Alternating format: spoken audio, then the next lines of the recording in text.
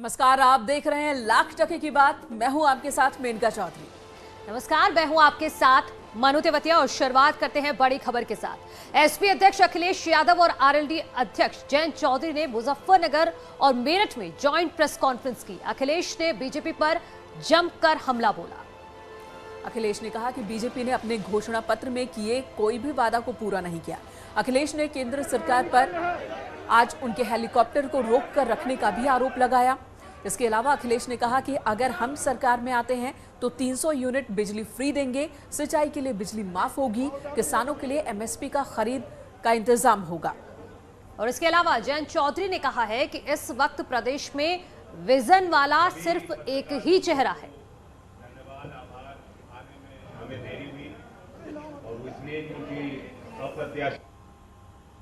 पहले आज सुबह का क्या वाकया था उसको लोग जानना चाह रहे हैं, वो क्या है, ब्रीफ कर देंगे। ये जानकारी में मुझे भी नहीं है कि आखिरकार क्यों इतना डिले किया गया। 2 घंटे से ज़्यादा हेलीकॉप्टर में बैठना पड़ा और किस वजह से परमिशन नहीं दी समय पर, ये तो सरकार ही बता सकती है। लेकिन कहीं ना कहीं ऐसा लग रहा है कि जानबूझ करके किया गया होगा। जहाँ तक सवाल मुजफ्फरनगर का, मेरठ का है, इस बार यहाँ का किसान, यहाँ का नौजवान, यहाँ का व्यापारी एक होकर के भारतीय जनता पार्टी को हटाना चाहता है, क्योंकि भारतीय जनता पार्टी ने लगातार जनता को धोखा दिया है, झूठे वादे किए हैं और वादों के खिलाफ इस बार जनता मतदान करने जा रही है। 2.5 दशक लंबा आपका कैरियर है सर पॉलिटिकल। क्या ऐसे चुनाव की प्रतिबंधों के साथ कल्पना आपने की थी? नहीं, जो नियम बने उनका पालन करके ही कार्यक्रम कर रहे हैं और नियम ऐसे हैं कि जिसमें ज़्यादा बड़े रैली नहीं हो सकती। जगह जगह जो लोग मिल रहे हैं 200, 300, 400 उनसे मिलते हुए जा रहे हैं।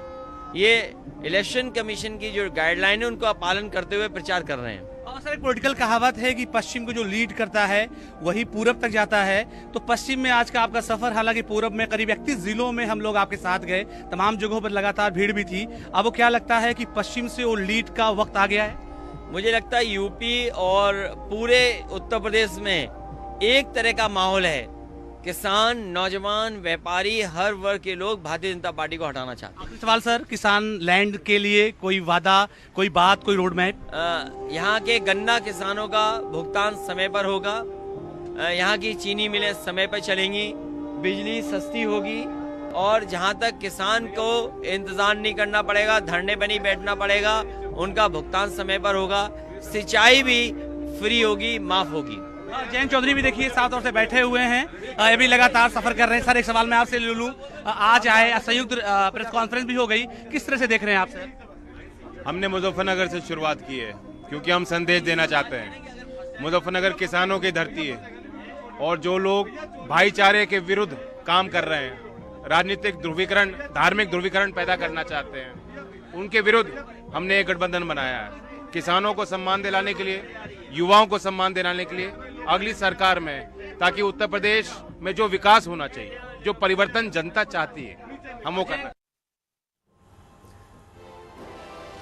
मुजफ्फरनगर से समाज को जोड़ने का संदेश दे रहे हैं अखिलेश यादव और जयंत चौधरी। और आज अखिलेश यादव ने डोर टू डोर कैंपेन जो बीजेपी कर रही है उसे लेकर बीजेपी पर निशाना भी साधा और कहा कि बीजेपी के नेता कोविड नियमों का उल्लंघन कर रहे हैं।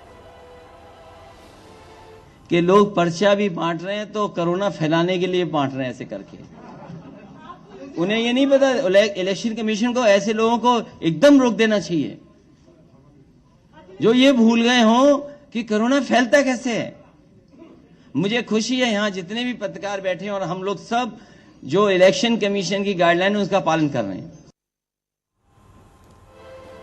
वहीं अखिलेश के हेलीकॉप्टर रोकने के आरोपों पर बीजेपी ने पलटवार किया है और इसे नौटंकी बताया है। समाजवादी पार्टी चुनाव लड़ रही है या चुनावी चौपाल पे चकल्लस कर रही है? आप टेक्निकल चीज पर भी पॉलिटिकल पाखंड करेंगे। अब अभी कल को कहेंगे कि हमारी साइकिल पंचर हो गई, वो भी बीजेपी जिम्मेदार है। हमारे मोबाइल का नेटवर्क नहीं आ रहा है, वो भी बीजेपी जिम्मेदार है। तो ये तो पहले से भूमिका बनाई जा रही है। अब आने वाले दिनों में जब चुनाव का रिजल्ट आएगा तो उसके बाद जो है वो ईवीएम पे जब सर फोड़ेंगे पटक पटक के, तब भी कहेंगे कि साहब ये तो बीजेपी ने नहीं हराया, ईवीएम ने हमको हरा दिया है।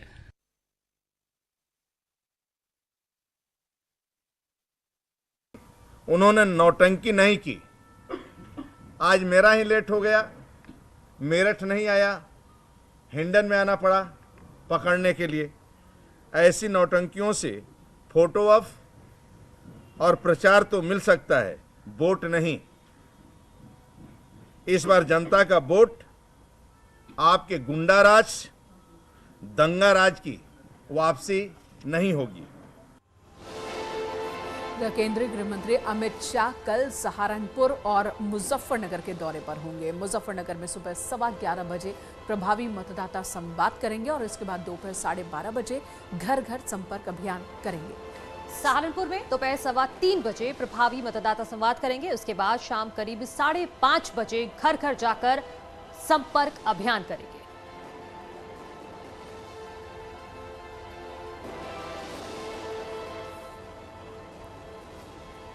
केंद्रीय गृह मंत्री अमित शाह ने रुद्रप्रयाग में डोर टू डोर प्रचार किया। इससे पहले कैंपेनिंग के दौरान गृह मंत्री ने लोगों से बीजेपी को वोट करने की अपील की। उन्होंने लोगों को इस दौरान पर्चे भी बांटे और इससे पहले रुद्रनाथ मंदिर में उन्होंने दर्शन पूजन किया। इसके बाद गृह मंत्री ने पूर्व सैनिकों और मातृशक्ति से संवाद किया।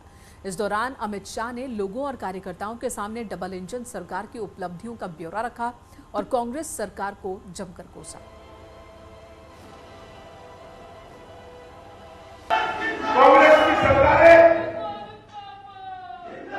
विकास नहीं दे सकती, कांग्रेस की सरकारें स्कैम दे सकती है, कांग्रेस की सरकारें भ्रष्टाचार की शासन दे सकती है। विकास मोदी जी के नेतृत्व में केवल और केवल भारतीय जनता पार्टी।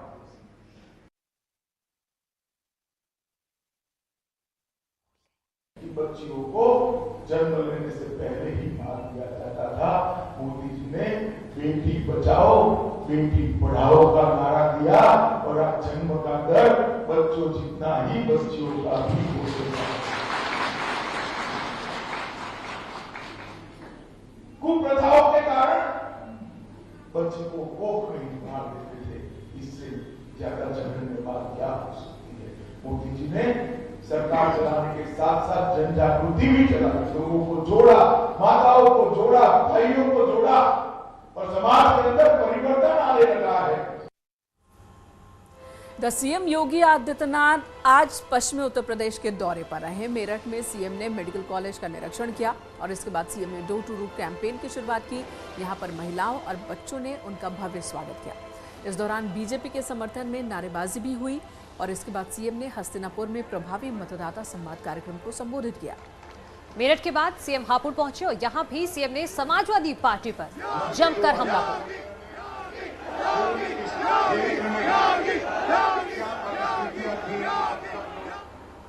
पिछली सरकार में चीनी मिलें नहीं चल पाती थी क्योंकि सत्ताधारी दलों के गुंडे आकर के चीनी मिलों से वसूली करते थे। पिछले 5 साल में आपने देखा होगा गन्ना किसानों का 1,56,000 करोड़ रुपए से अधिक का गन्ना मूल्य का तो भुगतान किया ही किया।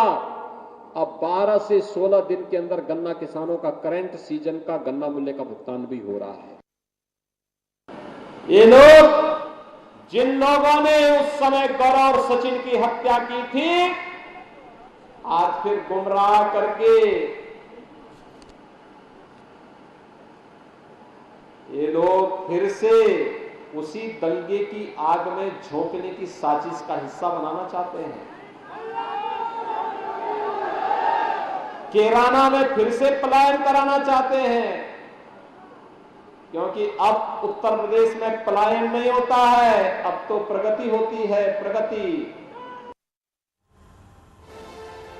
तो पश्चिमी यूपी में बीजेपी का प्रचंड प्रचार चल रहा है और इसी कड़ी में बीजेपी के राष्ट्रीय अध्यक्ष जेपी नड्डा भी आज शाहजहांपुर में पहुंचे, जहां उन्होंने डोर टू डोर प्रचार किया और सरकार के कामकाज को लोगों तक पहुंचाया। इसके बाद जेपी नड्डा ने बरेली में पूजा पाठ भी की और घर घर जाकर लोगों से बीजेपी को वोट करने की अपील की।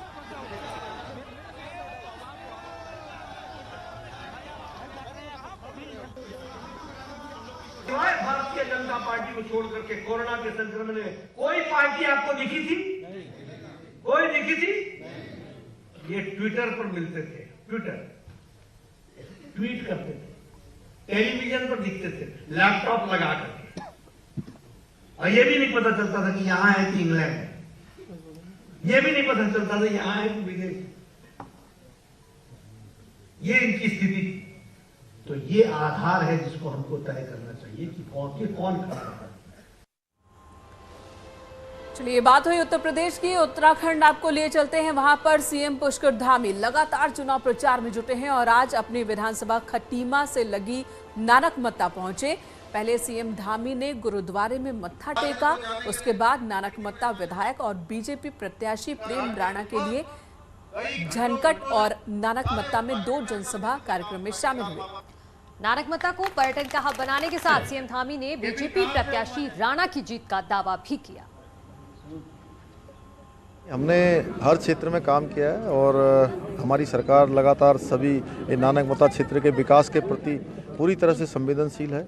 इस क्षेत्र को भी जो है पर्यटन के क्षेत्र में, अन्य क्षेत्र में, किसानों के क्षेत्र में हमने बहुत सारे काम इस क्षेत्र में किए हैं। मैं निश्चित रूप से इस क्षेत्र से बड़ी भारी बहुमत से इस बार यहाँ से हमारी पार्टी जीतेगी, डॉक्टर प्रेम सिंह राणा जीतेगी। वहीं उत्तराखंड के पूर्व सीएम हरीश रावत ने लालकुआं सीट पर नामांकन कराया और बड़ी बात ये रही इस दौरान कि कांग्रेस नेता संध्या दालाकोटी ने भी बतौर निर्दलीय उम्मीदवार लालकुआं से नामांकन किया है। हरीश रावत कल से ही संध्या दालाकोटी को मनाने की कोशिश कर रहे हैं, लेकिन दालाकोटी मानने को तैयार ही नहीं है और आज निर्दलीय प्रत्याशी के तौर पर उन्होंने अपना नामांकन कराया है। कांग्रेस ने पहले लालकुआं में संध्या दालाकोटी को ही अपना उम्मीदवार बनाया था, लेकिन बाद में संध्या का टिकट काटकर हरीश रावत को रामनगर से लालकुआं शिफ्ट किया गया, जिसके बाद से ही संध्या नाराज है।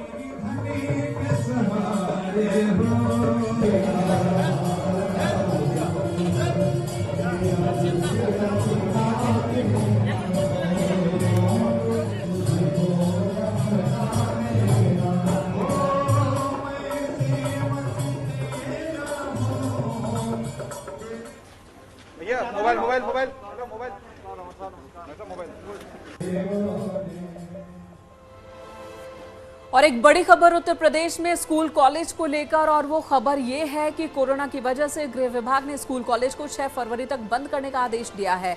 अपर मुख्य सचिव अवनीश अवस्थी की ओर से आदेश जो जारी हुआ उसके मुताबिक प्रदेश के सभी स्कूल कॉलेज 6 फरवरी तक बंद रहेंगे। हालांकि इस दौरान ऑनलाइन कक्षाएं चलती रहेंगी। इससे पहले सरकार ने 30 जनवरी तक शिक्षण संस्थानों को बंद करने का आदेश दिया था। और यहां रुक रहे हैं एक छोटे से ब्रेक के लिए, जल्द लौट रहे हैं, आप कहीं मत जाइए।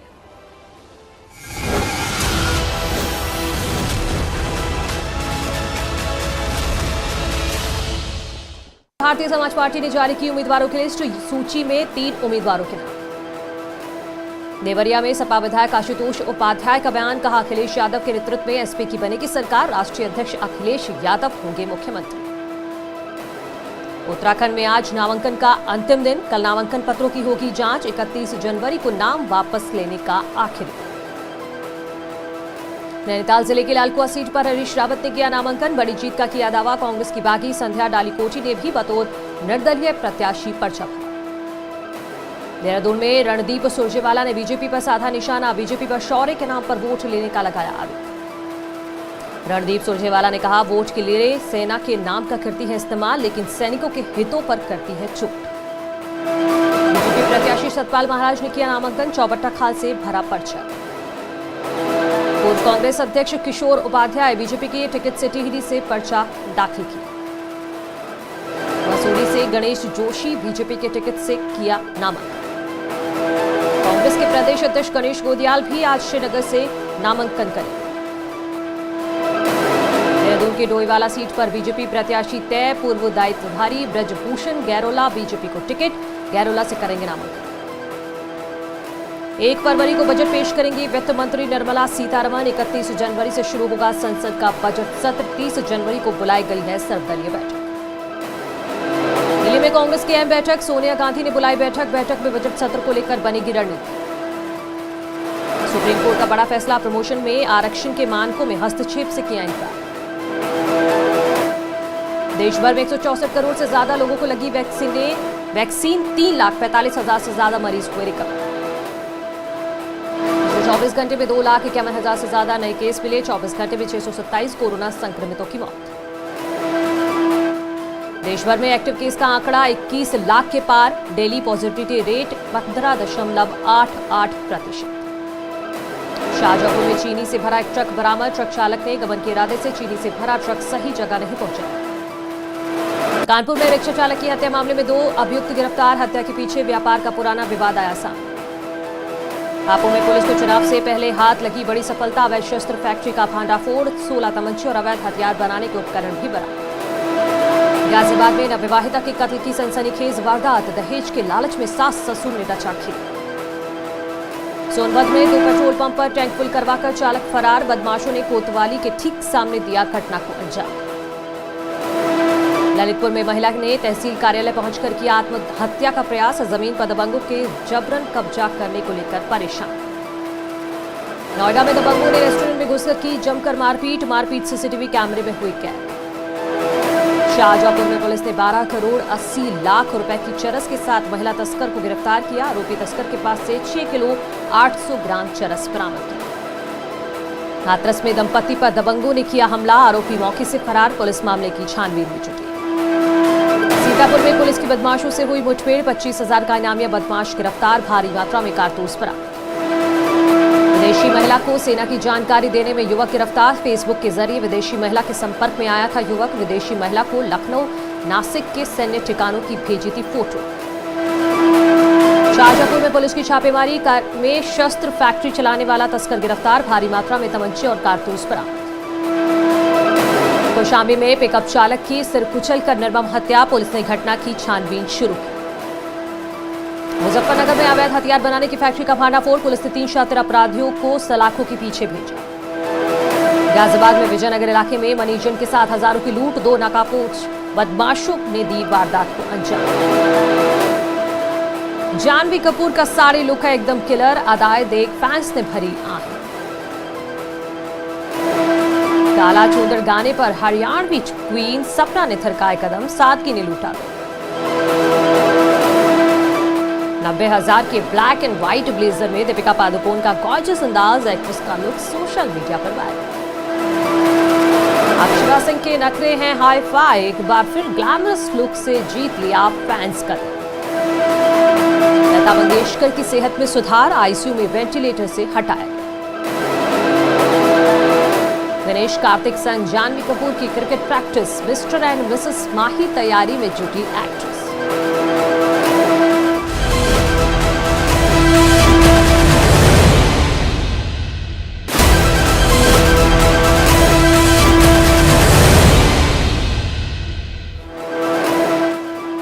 अखिलेश यादव और जयंत चौधरी की मुजफ्फरनगर में संयुक्त प्रेस कॉन्फ्रेंस। अखिलेश ने बीजेपी पर बोला जमकर हमला। अखिलेश ने कहा कोरोना फैलाने के लिए थूक लगाकर पर्चा बांट रही बीजेपी के नेता चुनाव आयोग से करेंगे शिकायत। बीजेपी अध्यक्ष जेपी नड्डा ने शाहजहांपुर में किया डोर टू डोर प्रचार। प्रबुद्ध वर्ग के लोगों से की मुलाकात। शाहजहांपुर पहुंचे भाजपा अध्यक्ष जेपी नड्डा। विपक्ष पर साधा निशाना। बोले बताएं किस आधार पर जनता से मांग रहे हैं वोट। बीजेपी उम्मीदवारों की एक और लिस्ट जारी। 91 प्रत्याशियों के नाम लिस्ट में शामिल। रुद्रप्रयाग के बाजार में गृह मंत्री अमित शाह ने किया डोर टू डोर प्रचार। अमित शाह को अपने बीच पाकर उत्साहित हुए लोग। रुद्रनाथ मंदिर में की पूजा अर्चना। गृह मंत्री अमित शाह महिला स्वयं सहायता समूह और ऐसे समाज के लोगों से भी मिले। कहा मोदी जी ने अच्छी सरकार दी। कांग्रेस ने सिर्फ देश और प्रदेश को लूटने का काम किया। इस मौके पर शाह ने डोर टू डोर कैंपेनिंग भी की। लोगों को टैंपलेट्स बांटे। एनसीसी कैडेट्स के बीच दिल्ली के करियप्पा परेड मैदान में पहुंचे प्रधानमंत्री मोदी। एनसीसी कैडेट्स के लिए सलामी। रक्षा मंत्री राजनाथ सिंह भी रहे मौजूद। इस मौके पर पीएम मोदी ने कैडेट्स के मार्च पास्ट की समीक्षा की। परेड में 1000 एनसीसी कैडेट्स शामिल हुए। पीएम मोदी को दिया गया guard of honour. Mission Meerut पर सीएम योगी कोरोना अस्पताल का किया निरीक्षण। स्वास्थ्य सुविधाओं का लिया जायजा। लखनऊ में बीजेपी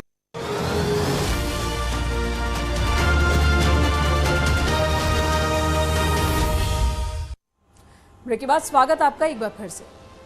सफलता पाने की कोई उम्र नहीं होती, इसे मेहनत और लगन से किसी भी उम्र में हासिल किया जा सकता है और यही हमने अपनी पहली बायजूस यंग जीनियस सीजन 2 में हर बच्चे में देखा।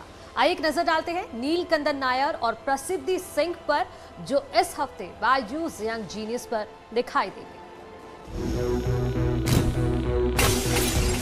ഞാൻ 6ാമത്തെ വയസ്സ് മുതൽ കളരിപ്പയറ്റ് പഠിക്കുന്നുണ്ട്. എൻ്റെ അച്ഛൻ എന്നോട് പറഞ്ഞു തന്നു കളരിപ്പയറ്റിൻ്റെ ഗുണങ്ങളും കഥകളും ഒക്കെ. അപ്പം എനിക്കും കളരിപ്പയറ്റിനോട് ഇൻട്രസ്റ്റ് തോന്നി. നീലകണ്ഠൻ്റെ അധ്യാപകൻ എന്ന നിലയിൽ ഞാൻ വളരെയധികം അഭിമാനം കൊള്ളുന്നു. ഇപ്പം ഞാൻ അവനെ ശ്രദ്ധിക്കാനുണ്ടായ കാരണം എന്തെന്ന് വെച്ച് കഴിഞ്ഞാൽ അവൻ നല്ല ഡെഡിക്കേറ്റഡ് ആണ്, അതേപോലെ തന്നെ ഫോക്കസ്ഡ് ആണ്. അതേപോലെ തന്നെ ഇത്രയും കൊല്ലത്തിൻ്റെ ഇടയ്ക്ക്, ഈ 4 കൊല്ലത്തിനിടയ്ക്ക് ഇന്നേ വരെ അവൻ പറഞ്ഞിട്ടില്ല എന്നെ കൊണ്ട് ഇത് ചെയ്യാൻ കഴിയില്ല. ഞാൻ കളരിപ്പയറ്റ് എപ്പോൾ പെർഫോം ചെയ്താലും എപ്പോഴും സ്റ്റിക്കും സ്വോർഡും ഫ്ലെക്സിബിൾ സ്വോർഡുമാണ് എനിക്ക് ഏറ്റവും കൂടുതൽ ഇഷ്ടം. मैंने सपने में भी नहीं सोचा था कि वो इतना पॉपुलर होगा और इतना कुछ आगे करेगा. Kalari is not just a martial art for me. It has become my way of life. I will dedicate my life to this art. मैं प्रसिद्धि हूँ और मैं प्रसिद्धि फॉरेस्ट फाउंडेशन की फाउंडर हूँ. मेरे फाउंडेशन का एम है कि अवेयरनेस स्प्रेड कर सकूँ मैं एनवायरनमेंट के बारे में, बायोडाइवर्सिटी के बारे में, क्लाइमेट चेंज के बारे में. इस इनिशिएटिव को सोचा है कि सिर्फ चेंगलपट्टू और तमिलनाडु तक रिस्ट्रिक्ट करके ना रखूं, मैं पूरे वर्ल्ड में इसे फैलाऊं. इतने कम उम्र में जिस तरह से वो गवर्नमेंट ऑफिशियल, टीचर्स, प्रिंसिपल्स से बात करती है, ये देख करके मुझे बहुत अच्छा लगता है. प्रसिद्धि को इंडिया बुक ऑफ रिकॉर्ड से यंगेस्ट फूड फॉरेस्ट क्रिएटर का अवार्ड मिला 2020 में. उसके बाद जब इसने 13,500 ट्रीज लगाए तब इसे प्रधानमंत्री राष्ट्रीय बाल पुरस्कार in the category of social service मिला. मेरा ड्रीम है कि मैं 2022 तक 1 लाख पेड़ लगाऊंगी.